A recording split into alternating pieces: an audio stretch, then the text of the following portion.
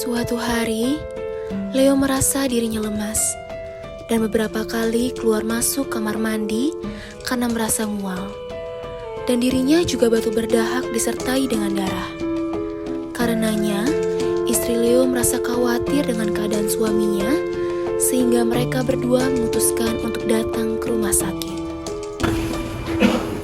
Selamat pagi, Sus. Izin bertanya, kalau mau ketemu sebelum Kamila di mana? Sebelumnya, apakah Ibu sudah melakukan registrasi terlebih dahulu? Oh, sudah, seharusnya. Kalau begitu, mohon ditunggu dulu. Kepada pasien atas nama Leo bisa langsung masuk ke ruangan menemui dokter. Selamat pagi, selamat duduk. Dokter. Baik, selamat pagi Ibu dan juga Bapak. Sebelumnya perkenalkan saya Dokter Mila yang menjaga Poliklinik hari ini, ya. Nah, di sini yang sakit ibunya atau bapaknya, nih? Bapaknya jadi dokter.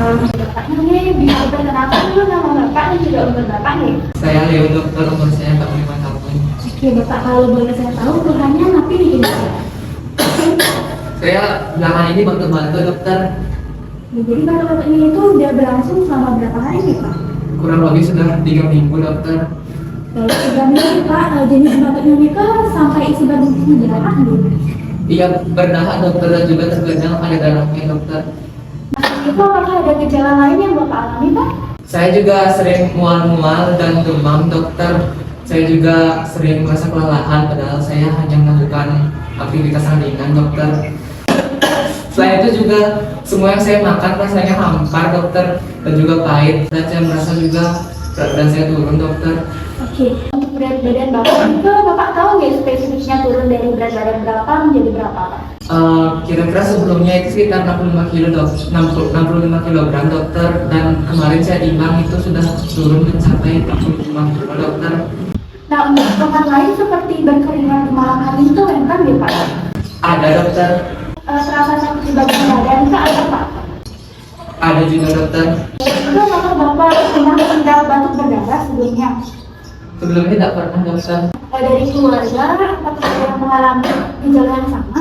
Operasi nggak sih, dokter? Baik, Pak, maaf, sebelum itu apakah ini pekerjaan dari Bapaknya? Saya sebagai konsultan asuransi, dokter.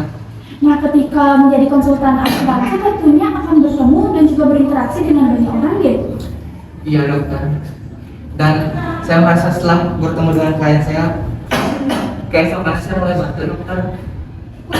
Jadi seperti itu. Nah, apakah klien Bapak ini memiliki gejala yang sama dengan Bapak yang namanya? Iya, dokter, saat itu klien saya juga bantu-bantu dan pada saat itu konsultasinya di ruangan itu, dokter. Kalau boleh tahu ada apa ya, dokter, dengan tubuh saya? Dari gejala-gejala yang Bapak sampaikan tadi, itu adalah gejala dari penyakit TBC, Pak. Tapi untuk memastikannya lagi, kita akan melakukan tes laboratorium, ya. Hah? TBC? TBC itu apa, dokter? Baik, Ibu dan Bapak jangan panik dulu, ya. TBC ini merupakan salah satu jenis penyakit menular yang disebabkan oleh kuman TBC atau Mycobacterium tuberculosis. Nah, biasanya bakteri ini akan menyerang paru-paru terlebih dahulu sehingga dia akan menyebabkan batuk-batuk yang bisa berdarah seperti yang Bapak alami. Begini, dokter, apa yang kata orang nanti di sekitar saya? Pasti saya dicap susah.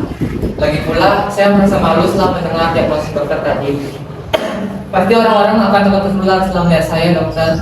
Baik, Bapak dan Ibu, stigma dalam masyarakat itu pasti ada. Nah, di sini dukungan keluarga juga sangat diperlukan, Ibu, ya. Nah, dalam status sosial dan juga hadirnya tatap-tatapan itu tentu saja tidak akan menularkan TBC. Nah, Bapak dan Ibu tidak perlu khawatir, ya. Nah, TBC ini tentu saja dapat disembuhkan. Nanti saya akan resepkan obat anti tuberkulosis yang harus Bapak minum selama 6 bulan ke depan. Baik, selain pengonsumsian obat, kita juga harus menjaga kebersihan untuk mendukung penyembuhan dari penyakit ini. Nah, Bapak harus mengetahui etika batuk ataupun bersin dan juga keadaan rumah, ya, Bu. Keadaan rumah itu harus memiliki udara atau ventilator yang bersih. Nah, selain itu, kamar itu juga tidak boleh terhalang atau terlalu terhalang dari cahaya matahari. Dan yang terakhir, perlu diingat, jangan hiraukan kata-kata buruk dari orang lain